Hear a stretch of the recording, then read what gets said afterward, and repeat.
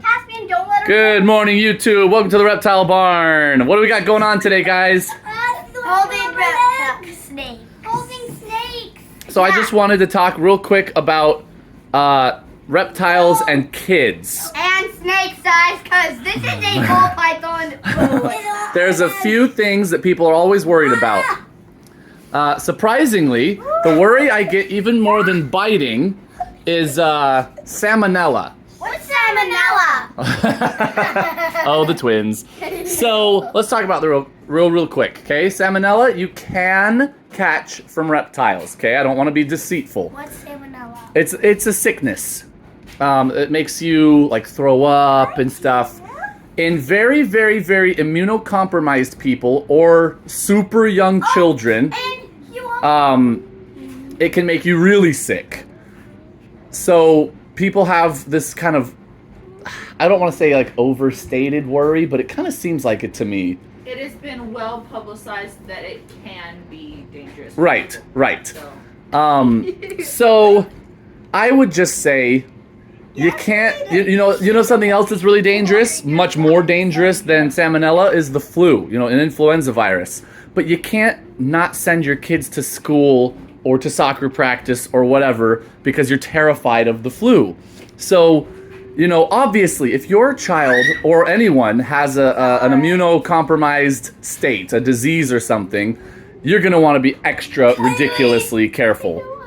But typically, in a healthy person with a normal immune system, salmonella will make you sick, but will not be dangerous.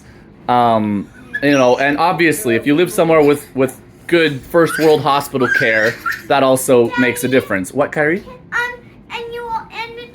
Once I read a book called Weird But True too, and some of it's false and some of it's true, but I don't know if it's true or not, that there's a type of virus that makes snakes tangle themselves. Oh yeah, I think that is true. So anyways, there's two major precautions to take when you're handling reptiles. And by the way, I would like to point out that you also need to take this precaution with other animals because it is not just reptiles, okay? That can, you get salmonella from hamsters. yeah, from poultry, from whatever. So it is caught by ingesting it. So don't let your kids or anyone else kiss your reptiles, things like that. You gotta keep it. Blow kiss them. You could blow kisses to them. That would work. But don't kiss your reptiles with your mouth. Like this kid. And not that one. wash your hands when you are done. Those two things will pretty much keep you completely safe. The other major concern, of course, is biting or, I guess in the case of a lizard, tail whipping, scratching, that kind of thing.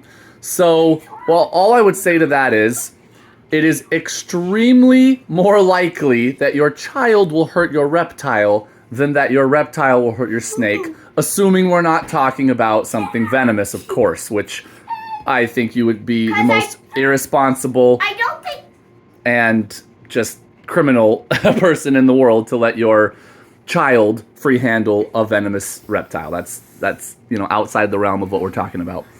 So, train your kids if you want them to play with your reptiles, if you want them to have hands-on time with your reptiles. And the amount of danger involved, of course, if you're talking about a ball python like these guys, there is no danger. Even if they did bite, there's no danger. But obviously, I'm selecting very docile individual snakes as well. That's a good point, Gavin. This snake here is huge. This is like a 5,000 gram ball python. If she got around your neck, even if she wasn't trying to constrict you, which she wouldn't, she's strong enough she could choke you. So don't put anything even remotely large around your neck, especially if you're a kid. Not even him? No, you know what? I would just say if you're a little kid, don't put any snake around your neck. Not even a baby. Not even a baby. Maybe Just not that's a even good good rule of thumb. Okay. Maybe not So a ribbon either. Not even a hair.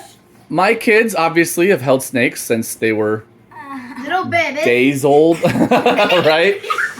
I think the first time Gavin had a snake by himself, he he was like 18 months old. Yeah. So, you know, they're not nervous. They have experience. They know how to walk the snake. But I just wanted to go over this because we do get these questions a lot. I really want a snake, but I have little kids. Select a safe species. You know, don't go get a mainland retic if you want your kids to be able to be around your animal.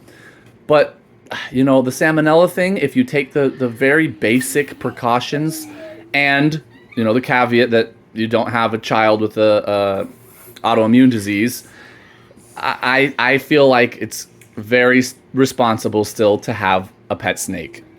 The biting is kind of also an overblown issue because most of these captive bred common species in the trade, like a corn snake or a ball python, are just not bitey species, but also their bite can't harm a human. You know, they have a very weak jaw, tiny teeth.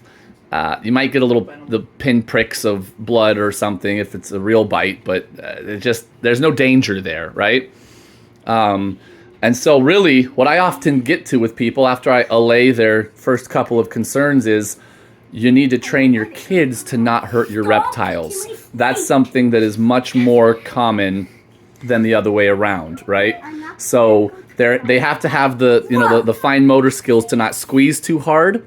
They have to not be too nervous, where they're gonna drop it or jerk it around or something.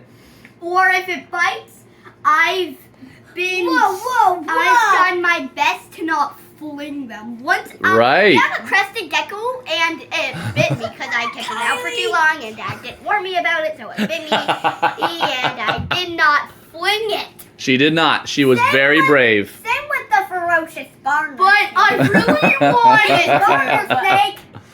So hey Caspian, if you can't be gentle when you're holding snakes, you can't hold snakes, right? Garters. Anyways, that's all. I just wanted to do a real quick video talking about kids and snakes because I truly, obviously I'm a snake person, I'm biased, but I think the concerns sometimes get overblown just because people don't know. I don't think it's that they hate snakes. Often it's people who want a snake. They just don't quite understand that some of the concerns they hear about a lot, especially on the internet, are not really a big problem. So anyways, as you can see, my kids at least are pretty comfortable with snakes and they will remain that way. So I hope you guys enjoyed this, at least got to see some fun kid snake interactions here. And thank you guys so much for watching. Until next time.